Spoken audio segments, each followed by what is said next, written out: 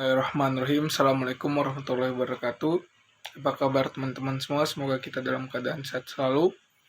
Di sini kami dari kelompok 7 ingin mempresentasikan hasil kerja kelompok kami yang membahas mengenai pernikahan antar negara, di mana kelompok kami sendiri beranggotakan saya sendiri Muhammad Ilham NPM 23, Fitriana Valia NPM 24, Dina Rosmania NPM 27, dan Puput Kartika NPM 45.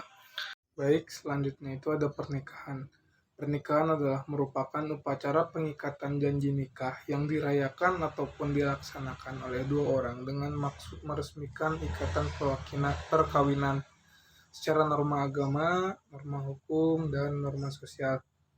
Nah, dalam istilah bahasa Indonesia juga, perkawinan berasal dari kata kawin yang menurut bahasa artinya membentuk keluarga dengan lawan jenis yang bukan muhrim. Makna nikah adalah akad ataupun ikatan karena dalam suatu proses pernikahan terdapat ijab ataupun pernyataan penyerahan dari pihak perempuan dan qabul pernyataan penerimaan dari pihak lelaki. Dan selanjutnya itu ada pernikahan antar negara. Apa itu pernikahan antar negara? Pernikahan antar negara atau campuran dalam undang-undang merupakan pernikahan antara dua orang yang tunduk kepada hukum yang berbeda. Hukum berbeda dimaksud di sini disebabkan karena adanya perbedaan kewarganegaraan ataupun perbedaan asal negara. Contoh kasus seperti pernikahan antar negara yang dilaksanakan di Indonesia, pernikahan yang dilaksanakan oleh warga Indonesia ataupun WNI dan warga negara asing ataupun WNA. Sebelum pernikahan dilaksanakan, calon suami atau istri yang memiliki kewarganegaraan asing harus melengkapi dokumentasi atau surat-surat dari negara asalnya yang menyatakan bahwa ia dapat menikah dengan warga negara Indonesia. Selanjutnya itu ada legalitas pernikahan antar negara di mata hukum Indonesia. Berdasarkan Undang-Undang Nomor 1 Tahun 1974 dalam pasal 56 ayat 1 menjelaskan bahwa perkawinan seorang warga negara Indonesia dengan seorang warga negara asing adalah sah apabila menurut hukum yang berlaku negara di mana perkawinan tersebut dilangsungkan.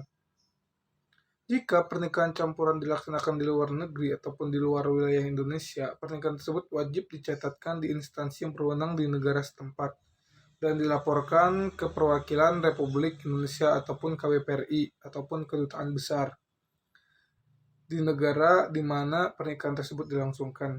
Terus jika pernikahan campuran dilaksanakan di luar Indonesia, seseorang yang memiliki warga negara asing harus melengkapi surat-surat dari negara asalnya yang menyatakan bahwa ia dapat menikah dengan warga negara Indonesia.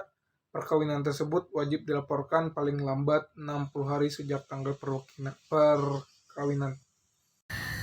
Pernikahan campuran yang dilakukan di luar wilayah Indonesia.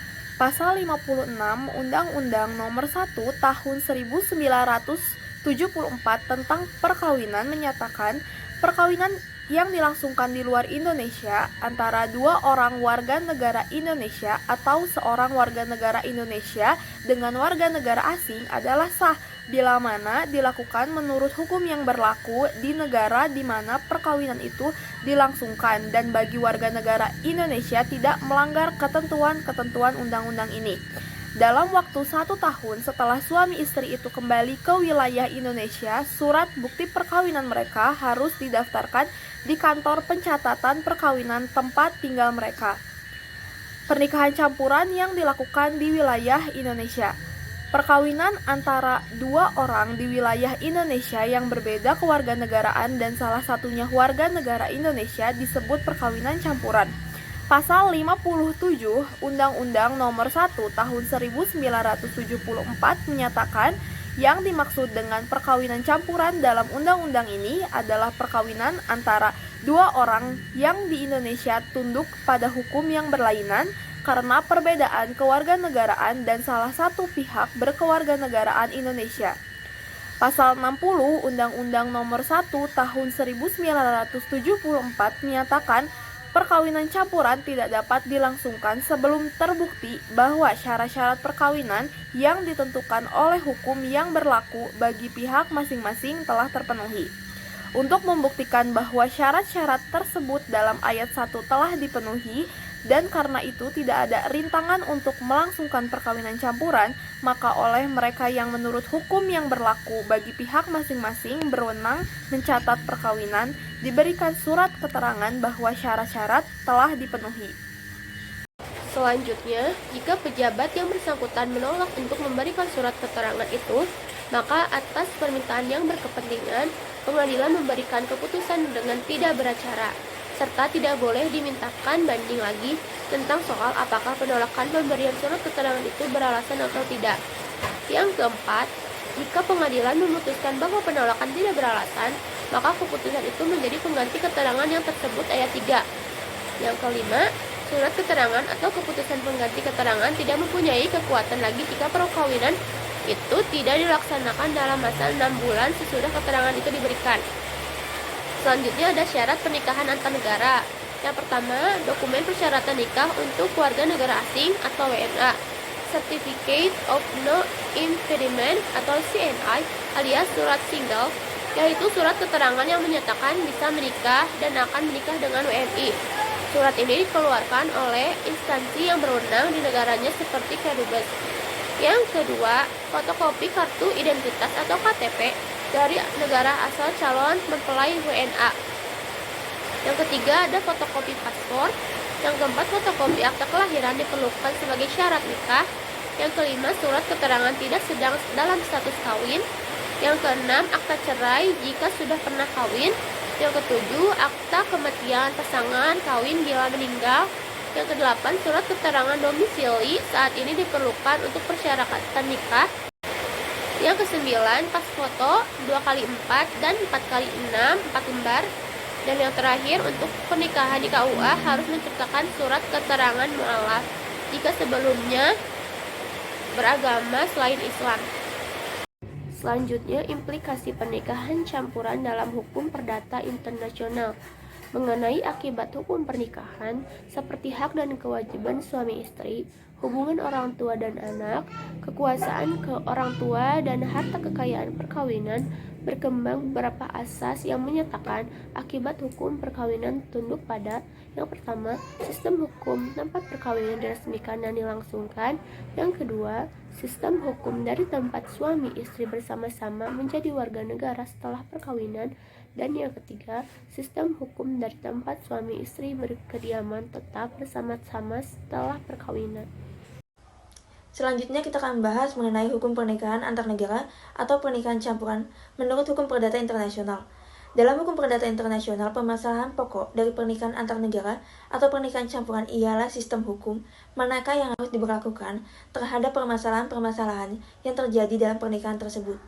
Secara teoritis, dalam hukum perdata internasional terdapat dua pandangan utama, yaitu yang pertama, pandangan yang beranggapan bahwa suatu pernikahan antar negara merupakan pernikahan yang berlangsung antara pihak-pihak yang berbeda negara dan berbeda kewarganegaraan, sehingga berlakunya masing-masing kaidah hukum internasional dari dua sistem yang berbeda.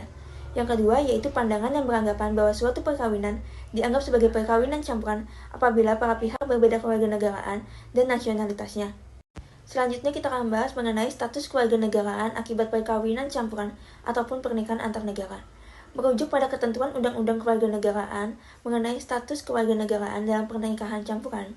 Hal ini diatur dalam UU No 12 tahun 2006 pasal 26, yaitu yang pertama, perempuan warga negara Indonesia yang menikah dengan laki-laki warga negara asing akan kehilangan kewarganegaraan Republik Indonesia jika menurut hukum asal negara suaminya, kewarganegaraan istri mengikuti kewarganegaraan suami sebagai akibat dari pernikahan tersebut. Begitupun sebaliknya. Yang kedua, seseorang yang sebagaimana dimaksud pada ayat ke-1, jika ingin tetap menjadi warga negara Indonesia, dapat mengajukan surat pernyataan mengenai keinginannya kepada pejabat ataupun perwakilan Republik Indonesia yang wilayahnya meliputi tempat tinggal perempuan atau laki-laki tersebut, kecuali pengajuan tersebut mengakibatkan kewarganegaraan ganda. Selanjutnya kita akan bahas mengenai status kewarganegaraan anak dari hasil pernikahan campuran ataupun pernikahan antar negara. Pemerintahan Republik Indonesia pada tanggal 1 Agustus tahun 2006 telah mengesahkan UU No 12 tahun 2006 tentang Kewarganegaraan Republik Indonesia.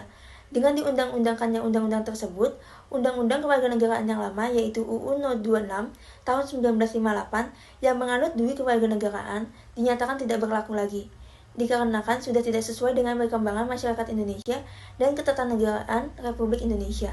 Meskipun begitu, Undang-Undang No 12 tahun 2006 yang menegaskan tidak mengenal kewarganegaraan ganda ataupun tidak berkewarganegaraan dikecualikan kepada anak-anak hasil perkawinan campuran.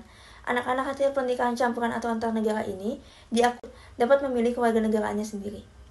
Sekian presentasi dari kelompok kami, mohon maaf jika ada salah-salah kata.